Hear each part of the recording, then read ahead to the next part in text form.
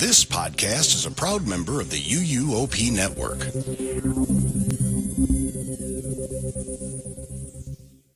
Are you ready to go the distance with Tricia's Disney pick? Or will Melinda deliver a Jurassic-sized knockout punch with her Universal choice on this episode of Theme Park Throwdown?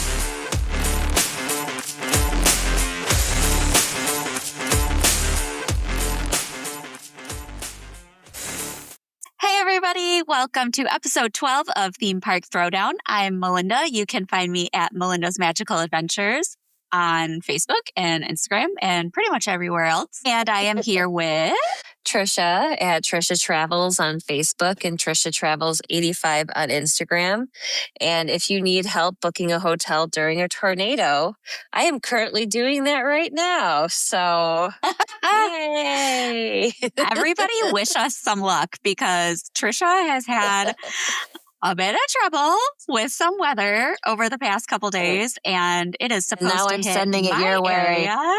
Yeah, it's supposed to hit my area in about 2 hours. We already have like some pretty serious tornado watches and stuff like that going on. So, just send some happy thoughts our way.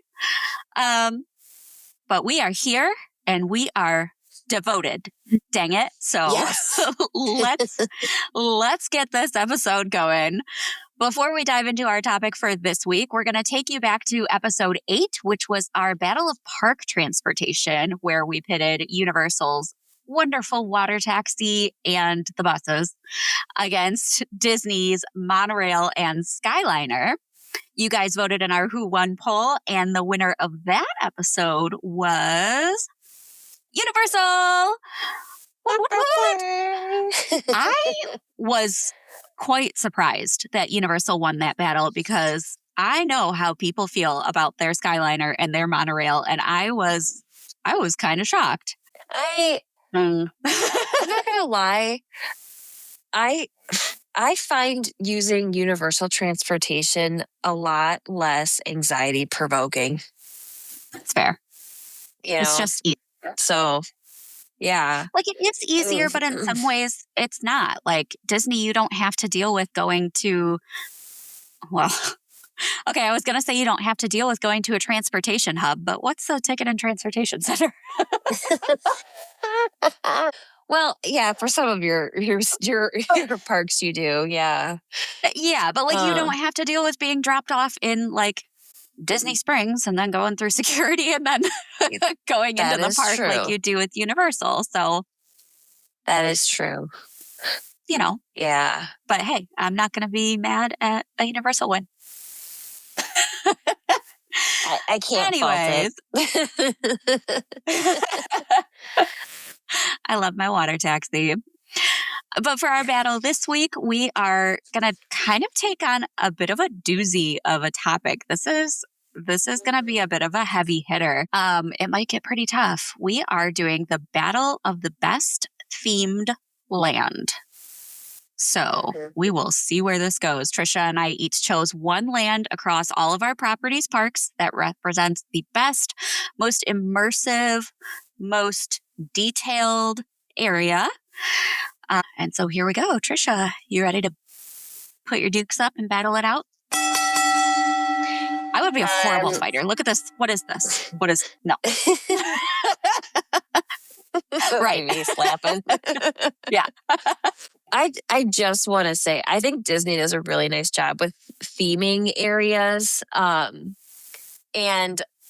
I'm going to tell you all about the one I picked, which isn't surprising based on my love of things. But I do want to shout out Toy Story Land in Hollywood Studios, I think is phenomenally themed. And out in Disneyland, it's actually DCA, Disney's California Adventure. Their Cars Land is just insane. They have full-size cars that come out and like go down the street and they can do meet and greets. Like, I have a video, I'll have to post it if I didn't already, of their fire truck from the movie, like greeting people as it's going by. And it's like, that's a full-size vehicle and it's not crushing people. That's so impressive. cool. But with that Hopefully said, they bring some of that to the new Cars land at Magic Kingdom. That would be cool. Yeah, they really should. It's such a unique experience. So I we'll don't see see what why they happens. wouldn't. It's going to have its own whole land here. So Yeah. fingers crossed. So, but because I love Star Wars and I am wearing my Disneyland, it's got a little Grogu down here. Yeah. Spirit jersey zip up hoodie. I mean, this thing I've like worn this as much as I can. I'm like one of those kids that keeps pulling their clothes on the dirty hamper because I don't want to not wear it. I swear I do wash this. But I have to talk about Galaxy's Edge, which is on both coasts. And they opened just a few months apart, starting on the East Coast in Disney World in 2019, which is kind of like sad timing considering what happened shortly after they opened. Things kind of went on a hiatus for a while for the whole world. But I am a huge Star Wars fan. I wear something Star Wars every single day since my birthday in 2019, actually, when I met my hero, Ashley Eckstein, the voice of Ahsoka Tano, at Star Wars Celebration in Chicago, which to this day, when you hear this recording, will have been 2,560 days of wearing Star Wars. So go me. And also I need to go to like a therapy group. Crazy. I know. I have problems. That's wild. Hey, you love what you love. There's nothing wrong with it. See, now my version of that is like I get a tattoo of it. So what's worse? I have that too. Love it. Oh man. Yes. So I'm going to be very passionate about this. So please, voters, don't let me down this time. We've given enough to Universal. All right. Show Disney some love. So Galaxy's Edge, which is also like on the planet of Batuu, which is set in the Outer Rim. It's kind of like a Route 66. So originally it was this like huge transportation hub. And then as more hyperspace lanes open, people kind of stop going there. And so now it's sort of this place where like people go to hide, which is why we have the Resistance in one area, and where people can go to like, get away from like the law. So we've got, like Olga's Cantina. So there's actually a lot of lore built into this land. And I have a visual aid. If you're interested in learning more, because I'm obviously not going to cover everything, I highly recommend this book. It's The Traveler's Guide to Batuu. As you can see, I use it like an actual travel guide. You are sticky notes. I love it. Yeah, I love this book. And this was just kismet. The author of this book happened to be in Disney World when I was there, and I was reading this and I was walking around and I was like, pointing stuff out, and he walks up to me and he's just like, "Hey, what do you think about that book?" I'm like, I just gush about it. I'm like, "Oh, it's like a travel guide. It's so awesome." And then I'm like, "Look at this." And he's like, "I wrote that." I was like, "What?" He's like, "Yeah, I'm so-and-so." And I'm like, I look in the cover and I'm like, what? So I got a picture myself. Yeah. Cool. Yeah, that was like my 30 seconds of fame. But anyway. I love it. So I'm just going to hit some highlights. Depending on what side you enter, and both Disneyland and Disney World, the layout is very similar. So it'll be very familiar regardless of where you've been. But if we're starting in the Resistance area, you'll see like X-Wings that you can get like PhotoPass photos in front of. Sometimes they'll have like magic shots with that. But that's where your Rise of Resistance is. And I feel like at this point we should lift the moratorium on like spoiler alerts, but this thing is like, I think you're all right with Rise. I swear to God, it's like 3 rides in one. You have this like transportation shuttle you're on, and then you're in the First Order and you're escaping the First Order, and just like, the cast members play the roles of the guards and stuff so well. They're I so honestly fun. think it's like, I honestly, outside of like actual character meet and greets or like dining, I think it's some of the best character interaction you can get, really. And I play agree. into it because they are so good at what they do there. So that would be my recommendation. That area is actually based off of, they have a couple novels. So there's a character, her name is Vi. You might see her around. She's darker skinned. She has blue hair. She's in one of the novels, and her whole job, she was sent to Batu by General Leia Organa, and to recruit. So they hide out in these caves that were like created by an ancient civilization. So there's all these booby traps and stuff. So when you're in the queue, you're actually walking through these ancient caves of the Resistance, like headquarters or base on the planet.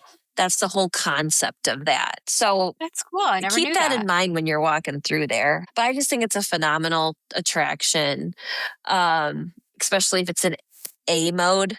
B mode, it's kind of laughable, but it's also still entertaining. Yeah. I love going on that ride with people who had never ridden it before. Yeah. And seeing everybody's, oh my gosh, when I was there a couple of weeks ago, there was like a school band trip. And so it was a bunch of band kids who typically have a large love for Star Wars, and none of them had ever been on this ride before. And it was just me and all these like probably 16-year-old boys who love Star Wars so much in this cart. And it was one of the best rides on any ride I've ever had, because just their reaction was just pure joy and amazement. And when we came into the room with the AT-ATs, I swear to God, like one of them almost threw up because he was so excited. It was so awesome just to like experience their joy, live vicariously through their joy. It was fantastic. I loved it so much. I think that's something that's so great about theme parks, especially if you've been, like, you're a veteran, is getting those experiences and seeing people Absolutely seeing one of things my for the favorite first time. things. Yes, Yeah. the best. Riding Popeyes at Universal with people who have never done it before and don't know what to expect. Top tier. Top tier. Oh my gosh. Yes. Wear a swimsuit. That's my words of wisdom. 100%. But as we like start to exit out of the resistance camp, there's sort of this like neutral territory. That's where like your marketplace is. You'll see Savvy's Workshop, which is a proclaimed like junk store. On the down low, he's actually like getting pieces for your lightsabers. So if you want to build a lightsaber of your own, this is where you would make an advanced reservation. Highly recommended. It's a very small venue. I did this once back when I could afford the lightsabers. They have increased in cost pretty significantly.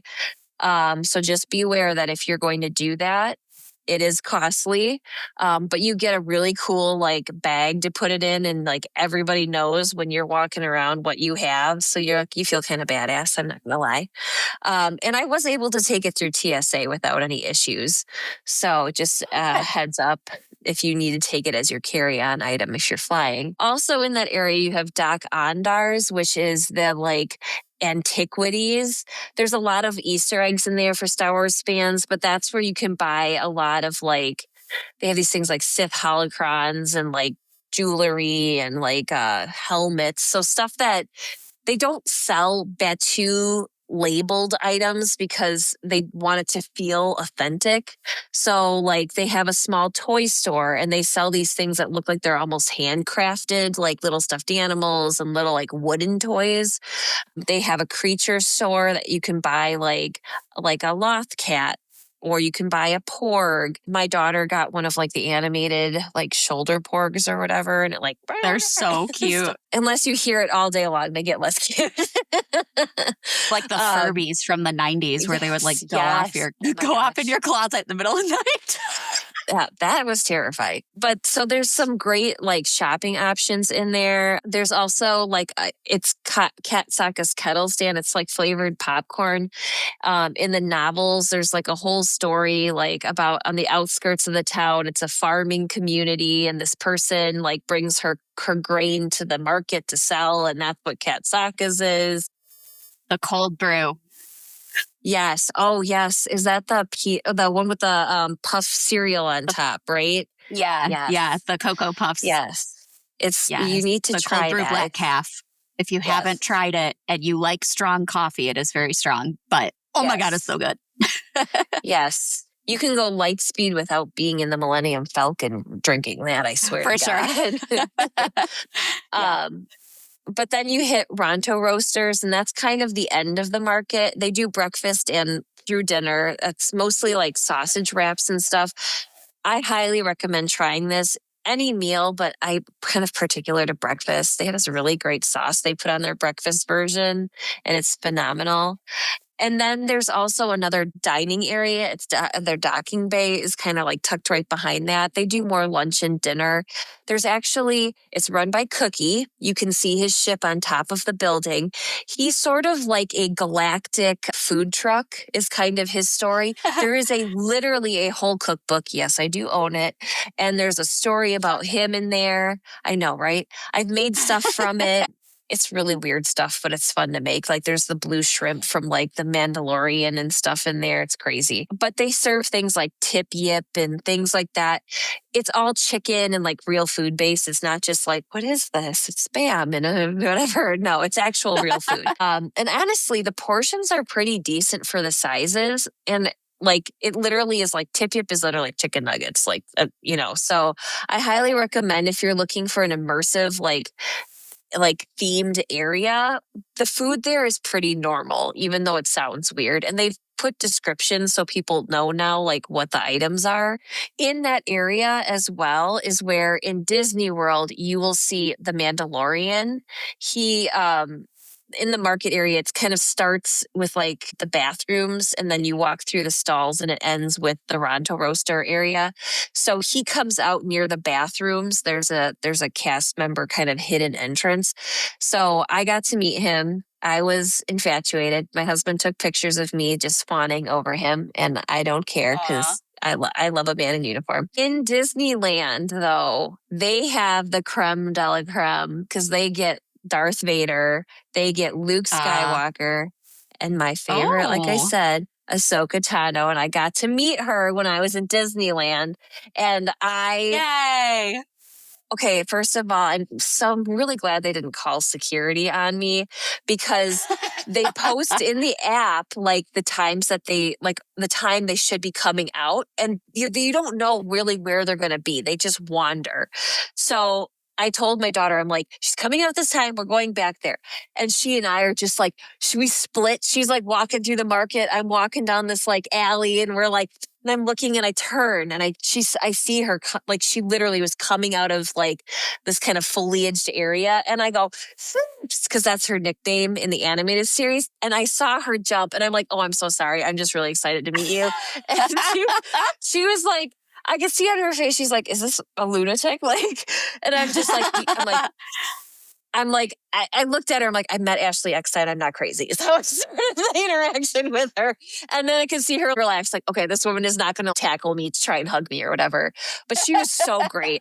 She was like, she was asking us questions about Star Tours because she knows R2-D2. And if you've been on Star Tours, he's part of that. And I mean, just great character interaction there. But kind of once you get past that area, that's where you see the Millennium Falcon. And yes, I took my brother. He and I are huge Star Wars fans. It's the only time I've ever seen him cry. Not going to lie. So it is breathtaking if you're a Star Wars fan. It really is. Even if you're not like, I like Star Wars, but I'm not like a huge fan. I know almost nothing about like all of it, really, to be honest. I mean, let's be serious here. I watch it for Anakin Skywalker and Hayden Christensen. That's why I love it. Darth Vader was not happy with my Anakin Skywalker shirt when I met him a couple weeks ago in the park. Let's just say that. He saw my shirt and went, no. I was like, oh. But even not being like the biggest Star Wars fan, even not being the biggest Star Wars fan ever, it really is impressive. Yeah.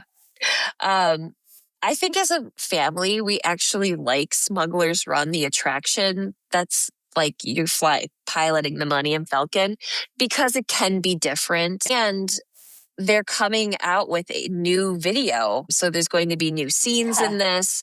So we're going to get to see what that's like. But one thing I think that can get overlooked, there's a really great animatronic when he's working. Sometimes he's in B mode and it's just on a screen, but that's Hondo Anaka. And the whole concept is if you know, like the deep dive, he's a pirate, but he's gone like straight and he now works for like a shipping company. I love that character because Star Wars nerds know him very well. He's very well like projected in the animated stuff. And if you don't know him, he's still an entertaining character to watch in that pre-show before you actually pilot the ship. But after that, that's where you start to kind of see a turn. You hit Olga's Cantina. It's a little like, like the scum and villainy kind of high, like place to hang out. Sometimes you'll actually see the First Order troopers go in there and they'll like question. They came in when I was there. Funny. Oh, did you? Yeah, it was really funny because no, I didn't. But like the couples next to me did. And it was really entertaining because the second they walked in the door, everybody started booing them and somebody like balled up a napkin and threw it at them. Like they wanted them to, it was very entertaining and like unexpected. I didn't know that they did that. So that was really cool. And if they're not hanging out in there, you'll see them. There's a First Order ship. It's the command ship that is Kylo Ren's. They'll be walking through crowds. There's kind of what I would say is the equivalent of a mechanic's shop in a way, because there's speeders on the bottom and then there's like a metallic gangplank above that. And it's like equally shared by all, like Rey is there, Chewie is there. Sometimes you'll see Vi there. And then you'll see the stormtroopers like separately. You never see them together because the whole concept is they're there to try and like hunt down the rebel or the resistance and find the camp. But yeah, I think the troopers honestly are the most entertaining. I was there with my brother a few years back and we were watching the show where they come down the ramp and it's usually like the two of them at first and then there's usually like a lieutenant or something or a captain that comes out before Kylo Ren. And it was just the two of them. And there weren't a ton of people, because like it's very impromptu kind of when they do that show. Yeah. And so my brother and I are standing there and I actually booed really loud and they heard me and they looked at me and I made like this innocent face and I pointed at my brother. Like he was the one who booed. And like the trooper did like that, so it's really entertaining. I just love being in that area. Yeah. I had a cool interaction, last year when I was there with my kids. And that was the first time that I had seen Galaxy's Edge. And so I was just kind of like amazed by all of it. And I was sitting outside. Where was I? I don't know. I was sitting outside somewhere drinking that cold brew black calf and I felt somebody put their hands on my shoulders and I thought it was my husband coming up behind me and I turned around and it was Rey. And I'm like, the heck is going on? And then I saw her, she's kind of trying to like use me as a shield and like duck behind me because then I looked in front of me and there were stormtroopers in front of me. And so she was like running around trying to hide from these stormtroopers. It was really like, that was the first like 10 minutes I had been inside that land and I was like, all right, this is freaking awesome. It was really cool. Yeah. So like in that area there, if you're into like, the dark side, they have their own store. And then you kind of come around that and there's the milk stand, which I did try the pink milk in Disneyland. They don't offer it in Disney World. And I can't remember. One of the ones I can't have because I weirdly enough have an allergy to watermelon. I know. I don't know why, but I break out in hives. I have anaphylaxis. Like, it's not great. Oh, no. But the pink is a strawberry. Serious, okay. Yeah, I know. Weird, right? What's in watermelon? Water. But the pink is like a strawberry banana and it's very Laffy Taffy. So if you go into it like I'm eating this like candy, it actually is quite pleasant. And it was pretty warm when we were there. Okay. My daughter and I split one. It was sugary, so I'm glad we split it, but I enjoyed it. But there's the milk stand is there. And then There's the droid depot where you can build your own droid. And then they have areas in the park within that in Batu where you can set your droid out. It'll interact with other droids. There's an app that you can download on phones, and then when you're at home, you can like have it do things at home, like sing and dance. So sometimes we'll pull them out and have them do that at our house, which is kind of fun. But the one thing that I want to point out, there's a couple things to be aware of. There's a Play Disney app, and in there's like radio signals. You'll hear ambient sounds, but there's a function in the Play Disney app where you can like decode the radio signals in the land, and it is very immersive in that aspect. And then if you have a Magic Plus band, you can do the Bounty Hunter Guild game that is in that land as well. Now I'm going to warn you, my brother and I did this. I think we walked about 15 miles in Batu because it sends you, there's like a main door, and that's where you like scan to get started. And every time you find your bounty, you go back to this door and it'll like give you points and whatever. That's my one complaint is that when I was at Star Wars Celebration, I was one of the first people to sit in the Rise of Resistance ride vehicle they had at Star Wars Celebration that year before the ride had ever been open. And I got to stand in like the background or like the backdrops of like the like full size, like this is what the artist rendition. So That's cool. At that point, they were talking about how you would like earn points and earn credits, and like you would be like known by the different people and vendors in the land by your magic band. They haven't fully flushed that out yet. That's my biggest like disappointment with the land, is that and that's kind of Disney. They promise big and then they don't always like meet what they promise. But this Bounty Hunters Guild is fun. I would say, let me tell you, at the end, you win absolutely nothing right now, except the joy of knowing that you have collected every bounty they possibly have. But after you collect the last one and you go in, it just starts over. There's no like fanfare. You don't win a pin. There's nothing like that. So my brother and I did the game. Like we're like, we're going to do it. And we were back there for like 3 hours. And when it got done, we were like, that's it. Oh no. So if you want to try it out, but you're really not missing anything if you don't finish it. So guess not. So that's kind of an overview. I would say one of the things I absolutely love about the land, besides, like I said, the ambient noise, look at the ground. There's animal tracks. There's droid trails. The line of sights are very detailed, so you cannot see other lands at all, which I think is great. It really helps with the immersion. And I don't know if they still do this, but at least a couple of years ago, if you went to the creature stall with like a younger child, they had a booklet and you could walk throughout the land and you'd answer questions, really simple things. And then if you took it back to them, they would give you a sticker that had like you were like a creature, like expert or whatever. And my daughter did that when she was probably about like 8 or 9. And she thought it was really fun. And honestly, it was a great way to explore the land, and have like kind of a guide to do that with.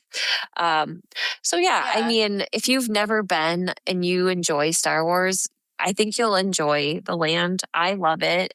I try and make a point to go there every time I'm in either Hollywood Studios or DCA, or not DCA, Disneyland, because it literally is like going home. Like when Han Solo says that on the Millennium Falcon, that's my home. Yeah. All right. Yeah. That's like enough of the sappy stuff. On ET when on ET when Orbdon says, "Welcome home, you've arrived." And I'm like, I'm here. And then it gets trippy. Yeah. No, but I totally agree with you. Like I said, even not being a massive Star Wars fan, it's just such a beautiful area and it's so well done and it's incredibly immersive. At night, that land is just, it's gorgeous and it's quiet.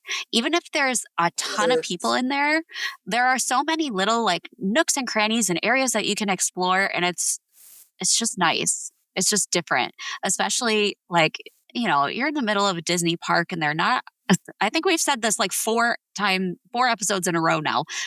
It's hard to find like a nice little quiet spot in Disney, but there are lots of them in this land, even if it's packed full of people. I think it's something special for sure. 100%. All right. I gushed enough. It's your turn to gush away. All right. So everybody knows that, Disney's got Galaxy's Edge. They've got a couple little immersive areas, but if you want to visit like a truly incredibly immersive land, you got to go to Universal Studios. They are the kings of immersion. How many times am I going to use that word? We'll see. As they build new lands and parks, they are just getting more and more impressive with just the things getting more detailed and immersive. We've definitely seen evidence of this with Epic Universe and the opening of those portals, especially like Super Nintendo World and Darkmoor. Just everywhere you look in these lands, down to the finest detail, everything, they think of everything and everything is polished and perfect and amazing. My personal favorite land has to be Jurassic Park because of just my personal love for the IP and the memories that I've made in that area of the park. I'm wearing my Dinosaurs Eat Man, Woman Inherits the Earth shirt right now.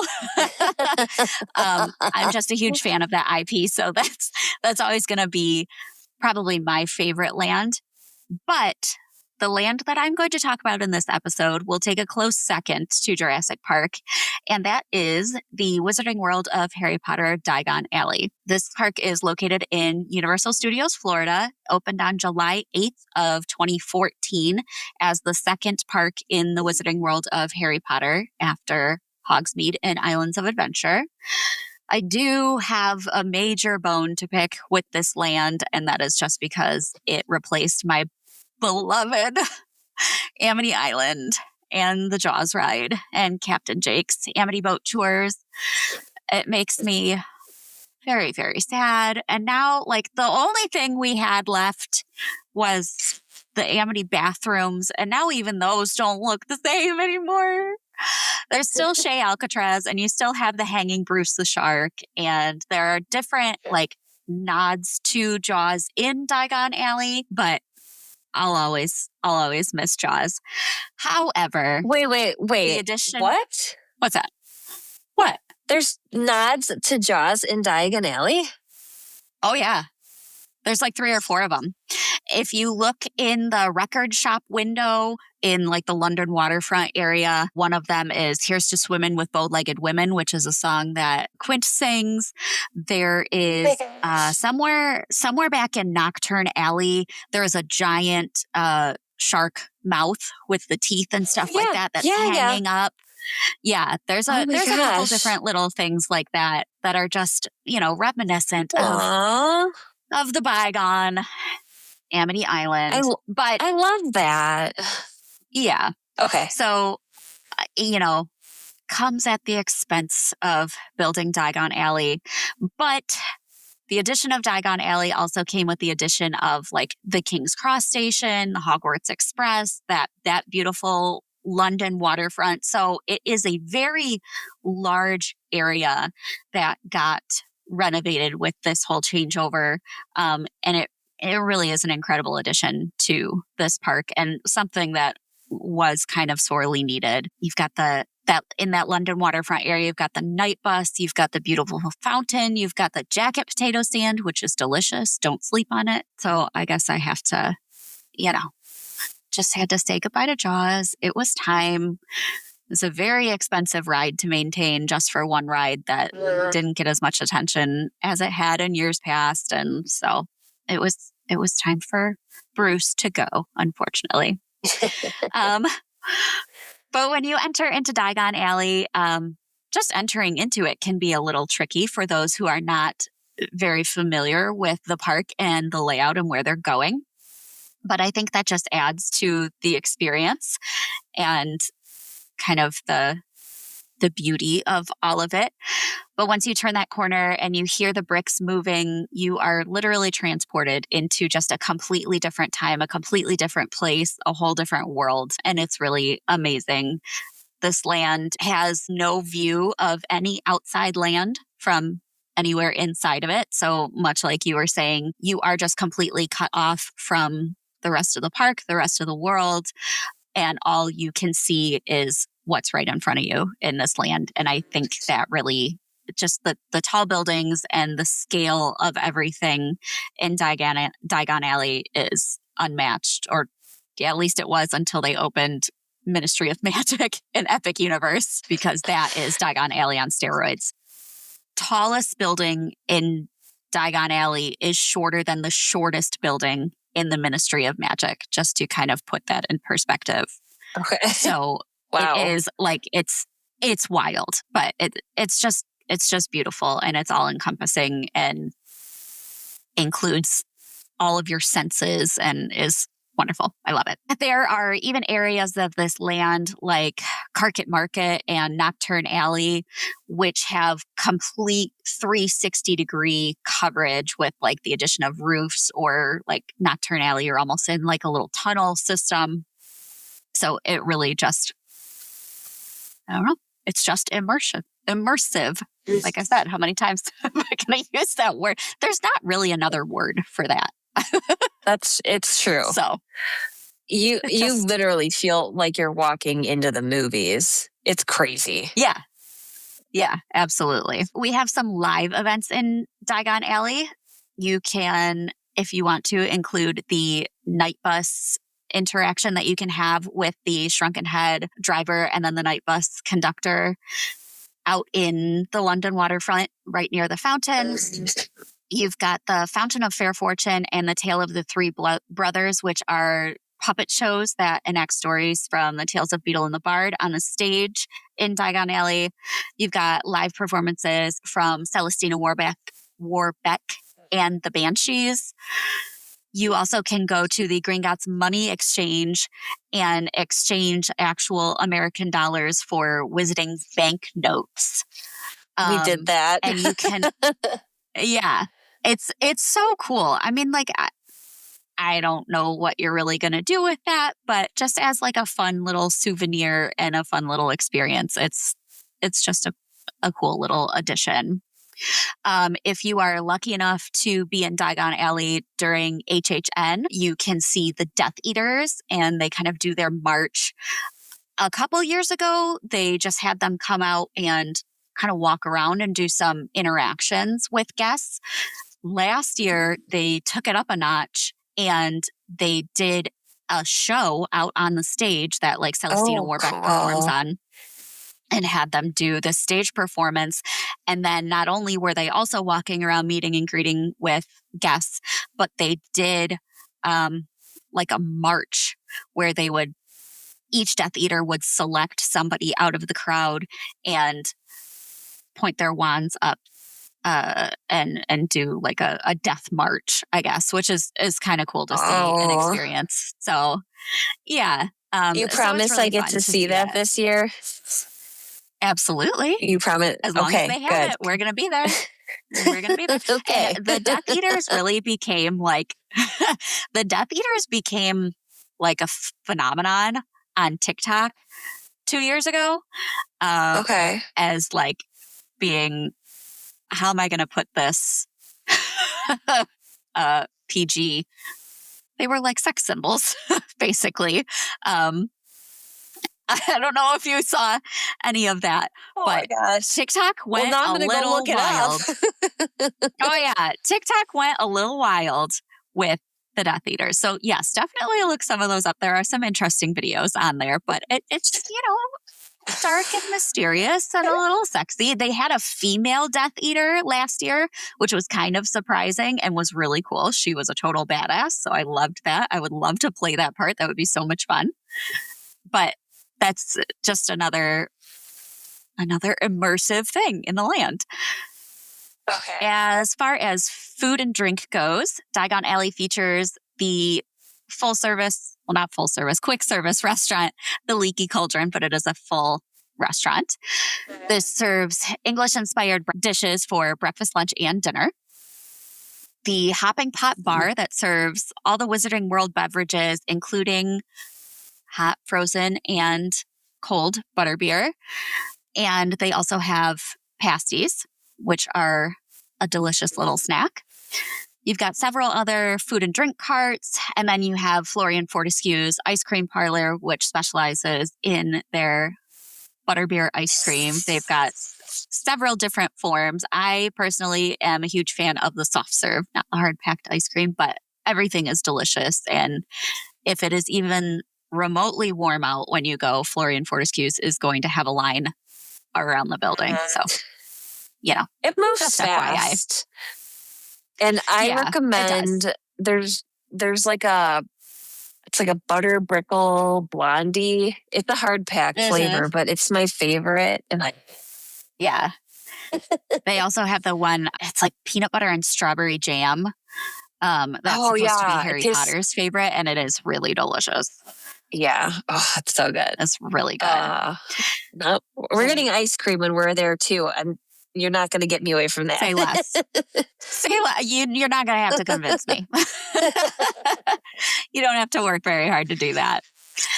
As far as stores go, you've got Ollivander's Wand Shop, which also is going to include the wand choosing ceremony experience that you can go in and watch. And this one is different than the one that is in Hogsmeade. So there are two similar but different experiences. So if you really love it, it's just a nice, quick little, it's like 5 minutes long. If you've never done it before, it's just really like sweet and kind of touching and heartwarming to see. They choose typically like a kid or like a teenager out of the audience and do the wand choosing ceremony. And it's really sweet to watch. So you can watch that in Diagon Alley. You've also got retail stores like Quality Quidditch Supplies, Weasley's Wizard Wheezes Joke Shop, the Magical Menagerie, which is all the different animals. And there's a really cool like snake display outside of it. Madame Malkin's Robes for All Occasions, Wiseacre's Wizarding Equipment, and then you've got Borgin and Burke's, which is the really neat, like, darker shop that is back in Diagon Alley, for goodness sake, in Nocturne Alley, which is a really cool location. That is it's one of those little like hidden spots. It's very dark. It's very cold. Great spot to get some really good AC if it's really hot 100%. outside. Yeah. Get your Florian Fortescue's and then go right around the corner back there in Nocturne Alley. And there's some spots where you can do some wand magic back there. That's really cool. You have the Borgin and Burke shop you can go into, but definitely a spot that you shouldn't miss. It's really cool to see. I like, and then I like right, the menagerie is right across from the ice cream, and there's like that alleyway where one of the snakes are. There's always an open bench down there, and so when we talk about quiet places, that I never had a lot of people that I've seen in that little spot. I love that. We did buy Lorelai the official robe the first time we went. She is just obsessed with Harry. Her whole room is decorated. Those robes, those things are like high quality. I was shocked. Yeah, they are. Yeah. And a lot of they're people pricey, but but it's worth it. You feel like you're paying for 100%. Exactly. If you're going to shell out that much money, like it's worth it for an item that you're not going to wear twice and it's going to fall apart. I still don't understand how people walk around in like 100-degree weather with this giant, head to toe robe on, but I'm not going to knock it. It's really cool. Oh yeah. There's also a lot of areas where you can do magic with your magic wands. There's my favorite is right outside the bathrooms. Again, right there. That's across from Florian Fortescue's. The like main bathrooms of the land are right there.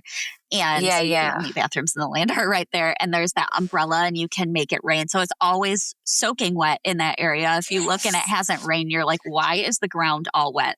That's why. Watch out for the umbrella. I have gotten caught under it a time or two when a kid is trying to do magic and I'm trying to go into the bathroom. So watch out. You could get dumped on. But it's so cute to, again, like sit on those benches or have your ice cream and just stand outside of that area and just watch the expressions of kids or adults. Everybody just loves the wand magic that you can do in those areas. It's really neat to see.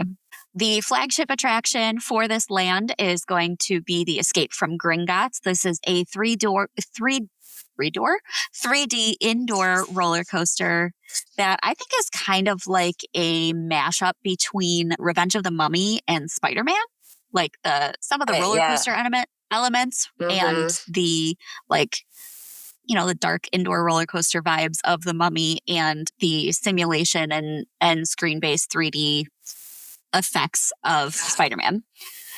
When this ride opened, it had one of the most beautiful ride queues in existence. Walking into the interior of that bank and seeing the chandelier and seeing the animatronic trolls that are the bank tellers is shocking almost. Yeah. I sometimes am almost sad that the queue now typically does not fill all that way. And you kind of just like head right down the stairs now. Whereas before you would get to spend a decent amount of time in that room, that like bank lobby, and see all the different details of these trolls. And it's really cool. Yeah. We it purposefully walk slowly through there so that we can like watch them move and stuff. And like, again, it's a scene right out of the movie to see it is the Gringotts like goblin like right there, and you're just like, I'm convinced one of them is actually a real person. I swear. Oh, they look so realistic. Yeah. They blink and they're not like, it's crazy. Yeah, they're very smooth. They're not robotic. It's really neat. It's really neat. And they've held up, I mean, pretty well. Yeah. Like this land is 12 years old now, which sounds crazy to say because I feel like it was just yesterday that it opened. But it is really, it's really impressive. And just on that topic too, for it being 12 years old, it is maintained so well. I feel like they must do like repair and stuff on that routinely. It is just, it never looks like it's been beat up by thousands of people every day. Yeah. And this land is kind of a conundrum because you can go in there at times and there's nobody there. If you hit Diagon Alley first thing in the morning, or if you're there right before park close, or like you're lucky enough to be in there after park close, it is dead. There's nobody there and it's beautiful. It is so cool to see with nobody in it. But sometimes you turn that corner and walk in and there's 8 million people with their phones up trying to catch the dragon breathing fire. And you're like, I was lucky enough. Oh God, I don't know what year this was. Yes, I do. I was pregnant. It was 2022. And I was lucky enough to be on a work convention trip where they rented out Diagon Alley just for us after park close. And so we got it all to ourselves. There were only probably 150, 200 people in there, absolute max. Wow. We had the whole land just open. It was a free-for-all. We went into Florian Fortescue's and grabbed an ice cream and didn't have to pay for it and didn't have to wait in line. We could just go up to Hopping Spot and grab a butterbeer. I was pregnant with my youngest at the time, so I couldn't do Gringotts, but I had my friend with me, and I think she looped Gringotts like 6 or 7 times. Like they never made her get off because there was nobody there. So that was a really cool experience to see. It's really neat to see. You can really that's so cool. Yeah, you can really appreciate the beauty of this land when it is more empty because you can really see all of the detail. But at the same time, when it is more crowded, you feel like you're Harry getting your school supplies for that first year. Like, Yes. like you still feel immersed in the Absolutely. experience. And I feel So, like yeah. that's how that land was meant to be seen, was with people standing around everywhere, because it just adds to like the kind of chaos of this like brightly colored, strange, angular buildings. And yeah, it's really, I mean, you're not going to get a bad view of the land anytime. I don't think. It's just really cool. And again, you can't talk about like the land or the ride without talking about the Ukrainian iron belly dragon sitting on top of Gringotts Bank, who blows fire. If anybody needs to know, it's every 10 minutes and it's on the 10s. So if you're there at 3:00, it's going to go off at 3:00. It's going to go off at 3:10. It's going to go off at 3:20. Don't stand there for 8 minutes with your phone held up, waiting for the dragon to breathe fire. It's on the 10s. Oh, that's Now you know. hilarious.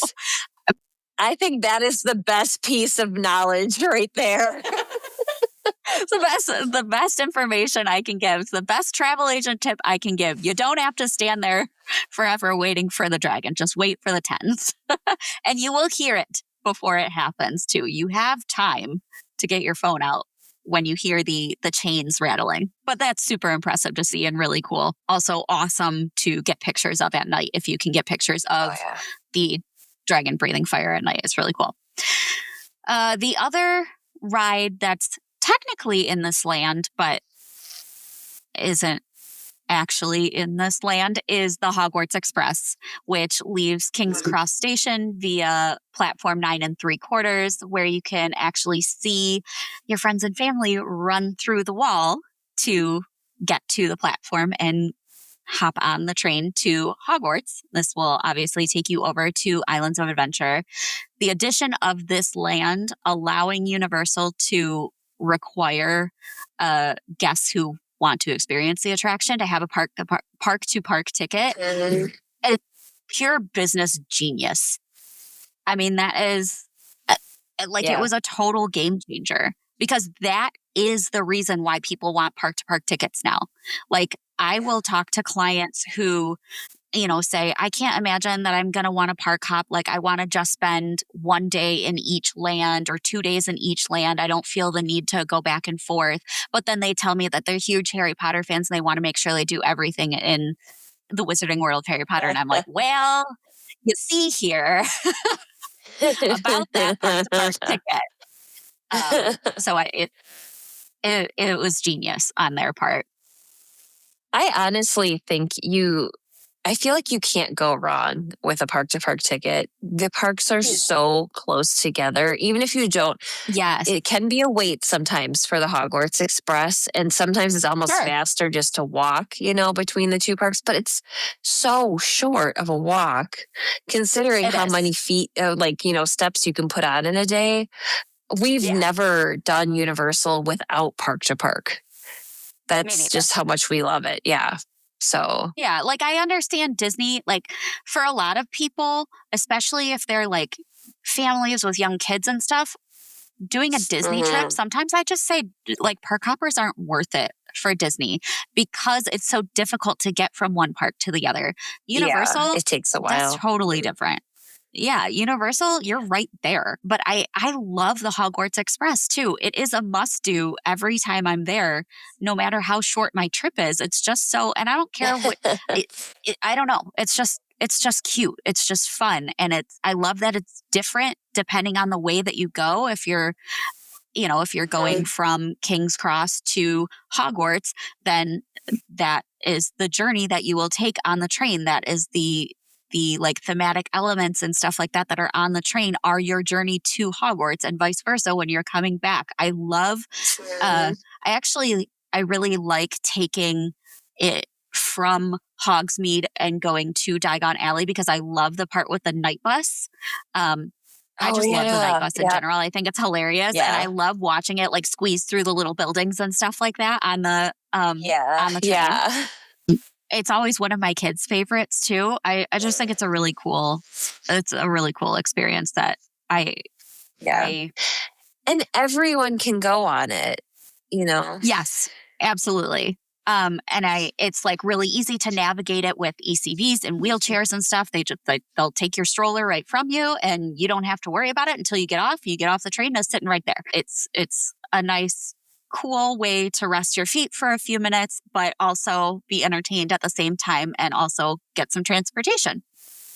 So I don't, like, in my head, I don't necessarily classify this as an attraction, I guess, but technically it is. I do wish that there was another attraction, like actual ride in this land. But one, I don't know where they would put it unless they do an expansion of the land, which has been rumored over and over and over and over and over again, that they're going to like move back into, like, blow out the Fear Factor stadium and expand that way. I wouldn't be mad at it, but I also don't know that it's entirely necessary because I love it the way that it is. Yeah. So, yeah. But I find myself spending a lot of time in Diagon Alley anytime I'm at the parks, just because it's so beautiful and so well done. And it's almost, even though it can be crazy busy, it's almost just like peaceful. I guess same thing with Galaxy's Edge. I get the same vibes from both of these lands. So yeah, I do. I see that. I was going to say, so the first time we did a family trip to Universal, it was before Epic had been announced. So it was just the two original parks, and I don't think we even stepped foot in Jurassic Park. We saw the arch, which, by the way, that is like probably one of the most classic entries into a land. I love that. Yeah. We saw it, but that was even before Velocicoaster. So, like, we just didn't even go in that area. We breezed through, like, Toon Lagoon. We didn't really want to do, like, the water rides, and that's mostly what's there. That's all we spent that's there. A fair amount of, we spent a fair amount of time in, like, Superhero Island, and I'm thinking, and that was back when, what was it? Across from Mythos was still open. Besides Fury. Yes, so we did that. But we spent 4 park days. We were there 5 days. We took a pool day. And I think 90% of the time, we just stayed in Harry Potter. Like, there were parts of Universal I didn't even know existed until the second time we went. Because we were in. And, it's crazy how much time you can spend in there. Like you said, there's only like one attraction. But if you are a Harry Potter fan, there's so much to see. You have to go before you die. Yeah. Like, you cannot not see this. It is experience. Yeah. Like, it just brings so much joy to people. It's just amazing. Like, it might not have I know a lot of people like really want to see Hogsmeade more because of the castle. Obviously, not right now because it's covered in scrims and looks like crap. But, everybody wants to see the castle. And I got the pleasure of being with both my sister and my best friend on separate trips, who are both absolute massive Harry Potter fans. And I got to introduce them to the Wizarding World of Harry Potter for the first time, both of them. And so I have a video of each of them seeing the castle for the first time. And both of them just burst into tears because it's like their whole childhood and like what they've loved for so long right in front of their eyes. And Diagon Alley might not have like that one big, incredible, they've got the dragon, but it's not like the castle. But it's just everything else. You are just surrounded by Harry Potter, and it really is just very, very special. Yeah. I love that area. I think these two lands are really good head to head because I get the same feeling in both. Yes. And I think they're good. There's good to talk about this because it just goes to show like the ingenuity of the folks that created these spaces, and we get to enjoy them. Like, that is so exciting. Absolutely. I mean, round of applause for Disney Imagineers and for Universal Creative because they really knocked it out of the park with these spaces. They're awesome. The park. Oh, for God's sake. I didn't even think about that when I said it. I'll be here all week. Oh, no. Anyway. Okay, then. Well, on that note, I hope everyone enjoyed this episode, and we want to know what you think. Which one of us scored the most hits with the battle? We want to hear from you. Vote in our Who Won weekly poll on social media. We are at Theme Park Throwdown on Instagram and Facebook, and you can also watch video recordings of all of our episodes on YouTube. You can also shoot us an email at themeparkthrowdown@gmail.com. And if you need help planning your next vacation, reach out to either myself or Melinda at portkeyvacations.com and fill out that quote request and make sure, again, you put our names down. We're happy to help. You heard the excitement in our voices tonight. We are jazzed about these parks. We know our stuff, people. You could also reach out to us individually through our DM on the social pages. Make sure to check out our sister podcasts. Wow, that's too many S's there.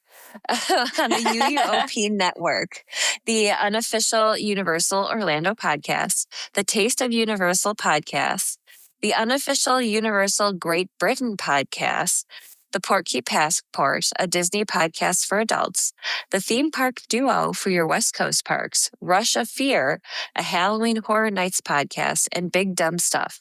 You can also check out our newest network partner, The Fudge Factor, on YouTube for park vlogs.